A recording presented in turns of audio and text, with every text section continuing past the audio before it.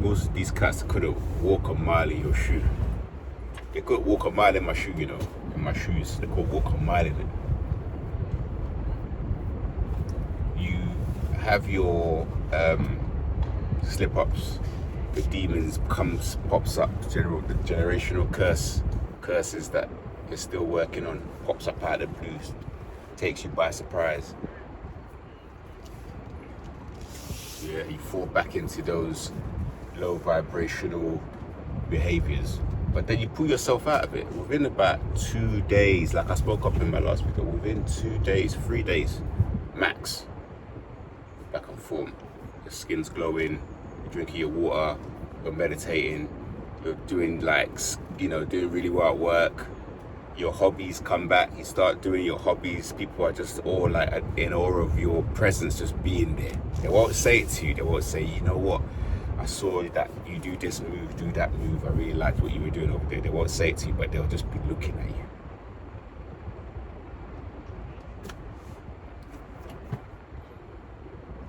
There's 2 walking paths in the gym, and there's machines on the left and machines on the right, and you're walking down the path, and the person that's walking on the left coming towards you, as soon as they see you, they'll cut in front of you to go to the machine on next to you to get your attention. They'll just literally cut across you. They won't wait till you walk past and peacefully walk there. They'll wait till the exact time you're going, and as soon as you get there, they'll just cut across.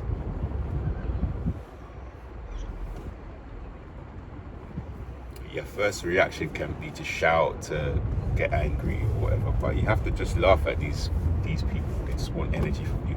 They want your attention. They want they want to bring you down to their level, like this anger level, this chaos, this always fear. Hello. Fear.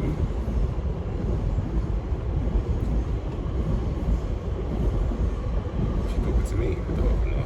These people are strange, man. She sees me all the time. Doesn't say anything. When I'm busy, I'm doing something. She says hello. Where was I?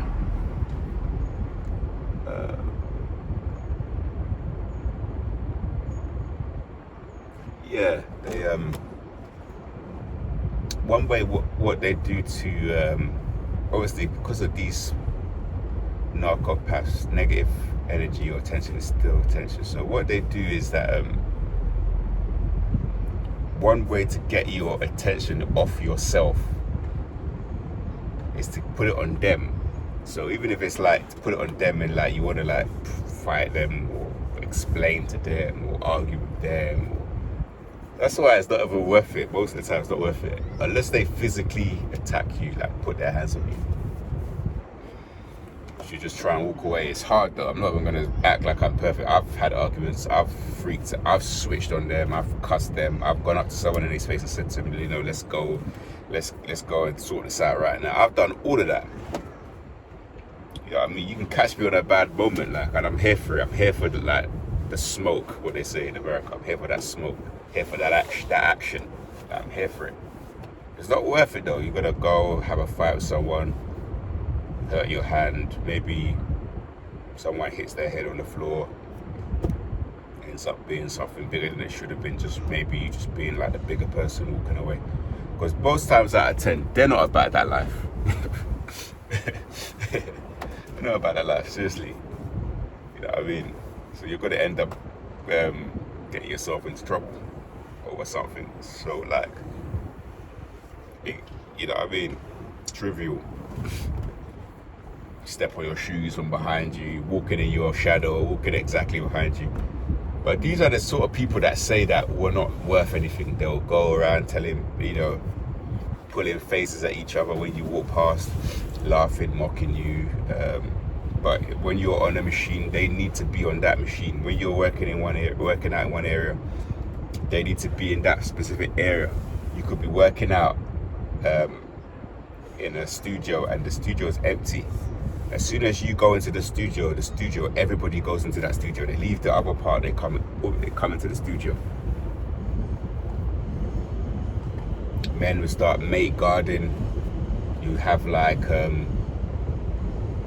people trying to prove like one-upmanship, who's more dominant.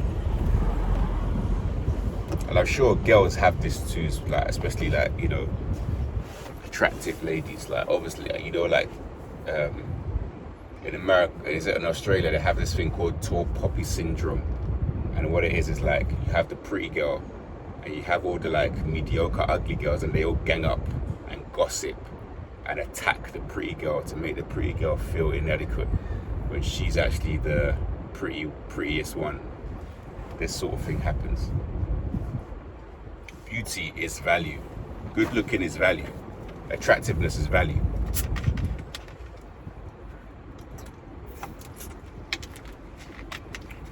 They have to gaslight you to think that you're not worth ish. They have to let you know directly and indirectly that you ain't ish. But if you ain't ish, it should just be a given though. The reason why they're doing all this because they know that you are ish. Your legs would be dry like turkey, chicken, uncooked raw chicken, you know, really dull, really drained.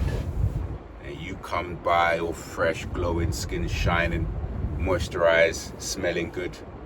And they want to get you to just like come out of your vibe of like dancing to your music. You got your music on in the gym, you're like playing music, having fun, having a nice time.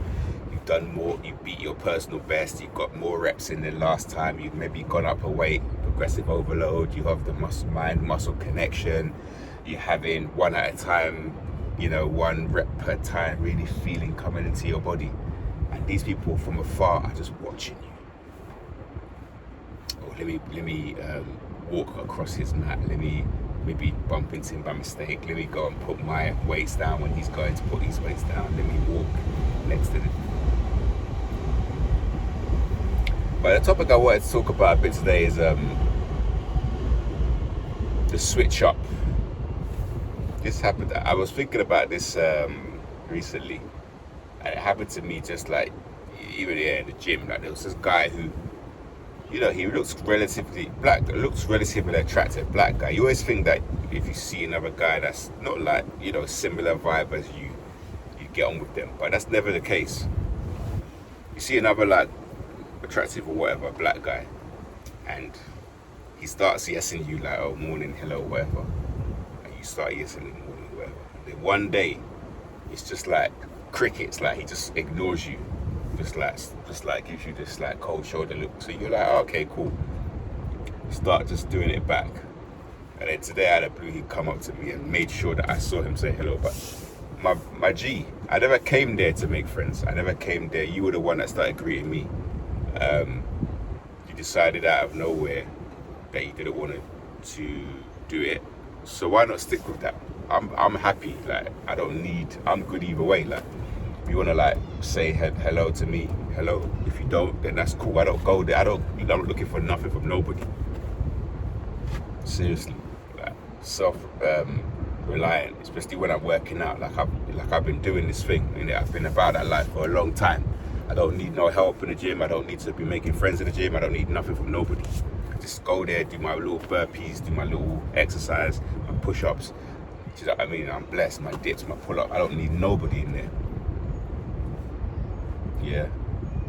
I had this a long time ago with there was this man who has these 2 huskies.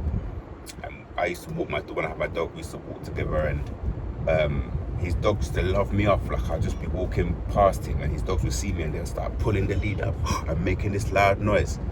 Like, his dogs were making this noise to see me, you know, they were happy to see me. And one day I saw his like wife, and she was walking the dogs without the man. And she looked at me and just started going like that. I was like, rah, what kind of smear campaign, what kind of vibration is this? This is the woman. Just like that. And I was like, oh, cool. And then after that, the man started just ignoring me. And it was like, yeah, cool, all right, no problem. You know what I mean? Just started putting away. Had that with orders. In fact, with most of the gym staff that are where the gym I go to, start off like they're your best friend, talking about exercises. I went to every single class when the gym actually started to find out maybe which class that I was best suited for what I wanted to do in terms of my goals. And I would go to their class and then we would become friends. And then one of the women that was working there, she was leaving. She was having a leaving drink. She wanted me to come, so she invited me. So I was always around like the personal trainers and all that. And, I got on with them. And then out of the blue, the guys would just start blanking me, acting funny, like beefing up their chest when they were around me, like trying to prove that they're more like dominant or bigger or whatever. It's like, bro, like, you might know more about personal training or whatever than me, but the people that taught me know way more knowledge than you. So what are we talking about here? I've done my 10,000 hours. Like, what's this? Literally, the people that you meet, the spirit that comes, that is following us, yeah, this like demonic spirit, yeah, the evil one who's trying to like prove that we're nothing, that we should forget ourselves and we should just like be lustful and be in our lower self. It jumps into anyone that comes that we make friends with. There's no point, like literally being a like empathic being like an anointed chosen one. It's like you're better off staying by yourself, being single. You know what? For me to find someone to date, yeah, all my positive qualities, like she needs to be like Buffy the Vampire Slayer. Like, it has to be someone that she's like awakened, she understands spiritual warfare, she's literally fighting her, either it's another chosen one or someone that literally just like understands the battle and they're trying to fight off all the demons and they're having the same attacks as me. Because literally everybody you meet that likes you, even neighbors, like they just I was chatting to my neighbour yesterday and I talked about skating. I was like, I started to invite him to come skating and that. And I was like, when I went home, I just thought to myself, should I have done that? I don't know if it's the best thing. Because sometimes the more like information, the more you share, the more people see you doing your hobbies, out of nowhere, they just start not liking you. They just start getting a bit jelly. Like they just get a bit, that's not our fault. Like we've always been people that have found connections and things. I'm slightly on the like lower spectrum of probably of the like autism anyway. So I was like, when I take up something, I reverse engineer it in my mind. So I start going over like ways of how I can change things or learn new things, and that's kind of made me good and bad, because sometimes I take long to do things. Like I really think about things, but at the same time, once I master something, like once I've learned what I'm doing, I get creative, whatever it is that I'm doing, and it ends up becoming like a thing, like a vibe. And it's not something that people like. Like, who you coming here, trying to make up things, doing your own style, trying new things? Who do you think you are? That sort of thing. It's not that at all. I don't even think like that. It's just that I get bored and I try new things. How do I do this move? Where's my weight? Get curious of the wheels, how to stop, how to do certain spins, how can I be smoother? Just like asking myself bare questions and playing like songs. And songs sound differently when you're on wheels and you're rolling around. Even when you cycle, sometimes you're cycling, especially track bikes, like with a fixed wheel, and you're going like really smooth, and that song comes on. The song actually takes shape. It just sounds different. The song is like a different thing. It's not how you would listen to when you're like on your feet dancing. It's like you and the machine, you become one. It's the same as skates. You become one with the skates, and you're just like moving and you're like grooving and all this sort of thing. Yeah, and it's a nice feeling, and people just don't like that. You're not allowed to really like. That's like sometimes when I'm at work and I'm walking through the offices and I'm with a colleague I like, and we're like talking and we're like laughing and having some banter. I say to them, stop. Management don't want to see you laughing or having a nice time. You start having a nice time at work, laughing, being with people that you like.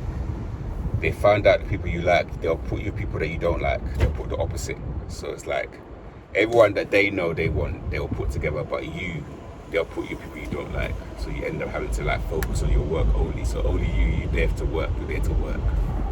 That's how these cretins are. They're like proper, like they're on some next time. They're on some next time, some demon time. Like, seriously. Yeah. But I wanted to just touch on that switch up vibe. Like, if you felt this, like, even if you like chat about it in the comment, like, let me read some of your stuff. Like, I could go on for days of people that I've met and then it's like, oh, we're friends and we're hanging out, and then two they start like giving me the cold shoulder. They might say hello to me. They look away, and they think I'm not looking, and their face changes from being like a nice smile to like a demonic, angry look. Just how you spot them and you catch them. So yeah, that's the video.